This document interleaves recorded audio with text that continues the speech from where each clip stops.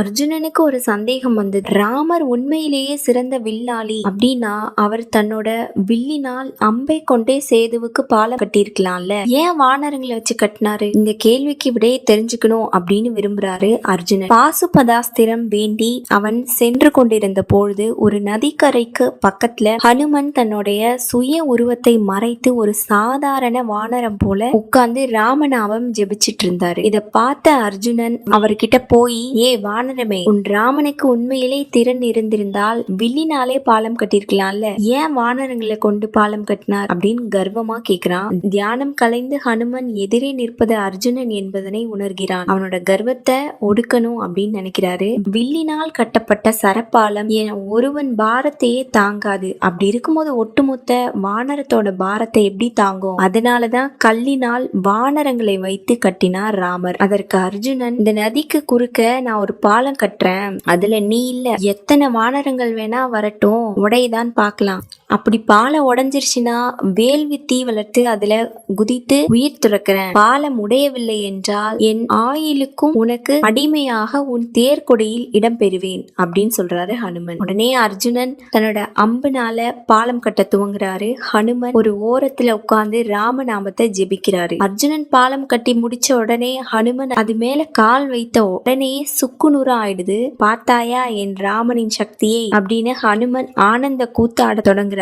அர்ஜுனன் வெட்கி தலை குனிகிறாரு. போரில் வெற்றி பெற பாசுபதாஸ்திரத்தை தேடி வந்த நான் தேவையின்றி ஆணவத்தால ஒரு வானரத்துக்கிட்ட தோத்து இப்ப உயிர் துறக்கிற நிலைமைக்கு வந்துட்டேனே, அப்படி என்னோட உயிர் போயிடுச்சுன்னா என்னோட சகோதரர்களோட நிலைமை என்ன ஆகும்? கிருஷ்ணா, நீயே காப்பாத்து அப்படின்னு வேண்டுறாரு அர்ஜுனன். உடனே அந்த பக்கமா ஒரு அந்தனர் வராரு. இங்க என்ன பிரச்சனை ரெண்டு பேருக்கும்? நடந்ததெல்லாம் ரெண்டு பேரும் அவர்கிட்ட சொல்றாங்க. சாட்சியின்றி நீங்கள் பந்தயத்தில் ஈடுபட்டால் அது செல்லாது. இன்னொரு முறை பாலம் நீ கட்டு, அதுல இந்த வானரம் ஏறட்டும், அப்ப உடையதான் பார்க்கலாம் அப்படின்னு சொல்றாரு அந்தனர். உடனே இரண்டாவது முறையும் அர்ஜுனன் கிருஷ்ணா கிருஷ்ணா அப்படின்னு சொல்லிக்கிட்டே பாலம் கட்ட ஆரம்பிக்கிறாரு. இந்த முறை ஹனுமன் ராமநாமத்தை ஜெபிக்கவில்லை.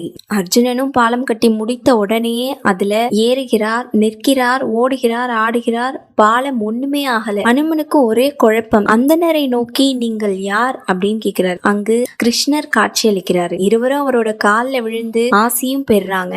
நீங்கள் இருவருமே தோற்கவில்லை, வெற்றி பெற்றது கடவுள் பக்தியும் இறைவனின் நாமமும் தான். அர்ஜுனன் முதல் தடவை பாலம் கட்டும் பொழுது தன்னால் தான் எல்லாம் நடக்கிறது என்கின்ற அகந்தையில் என்னை மறந்து பாலம் கட்டினான். ஹனுமன் தனக்கு வெற்றி கிடைக்க வேண்டும் என்று ராமநாமத்தை ஜெபித்தான். எனவே முதல் முறை ஹனுமன் வெற்றி பெற்றான். இரண்டாம் முறை அகந்தை அழிந்த அர்ஜுனன் கிருஷ்ணா கிருஷ்ணா என்று நினைத்தபடியே பாலம் கட்டினான். ஹனுமன் தன் பலத்தாலேயே தான் வென்றேன் அப்படின்னு நினைச்சு ராமநாமத்தை மறந்தான். எனவே இரண்டாவது முறை அர்ஜுனன் வென்றான். இரு முறையும் வென்றது இறைவனின் நாமம், நீங்கள் அல்ல. ஹனுமனை நோக்கி, மேலும் அர்ஜுனா, இந்த வானரம் வேறு யாரும் இல்லை, சிரஞ்சீவி ஹனுமனே. உடனே ஹனுமன் தன்னோட சுய உருவத்தை காட்டுறாரு. அர்ஜுனனும் அவரோட காலில் விழுந்து மன்னிப்பும் கேட்கிறாரு. ஹனுமனை நோக்கி கிருஷ்ணர், ஆஞ்சநேயா, பாரத போரில் அர்ஜுனனுக்கு உன் உதவி தேவை. நீ போர் முடியும் வரை அவன் தேர்கொடியில் இருந்து காக்க வேண்டும். அதன் பொருட்டே இந்த திருவிளையாடல் நிகழ்த்தினேன். நீ இருக்கும் வரை அந்த இடத்தில் எந்த மந்திர தந்திரங்களுக்கும் வேலை செய்யாது என்றார் கிருஷ்ணர். அதனாலேயே அர்ஜுனனுடைய தேர்கொடியில ஆஞ்சநேயர் உருவம் இருந்துச்சு.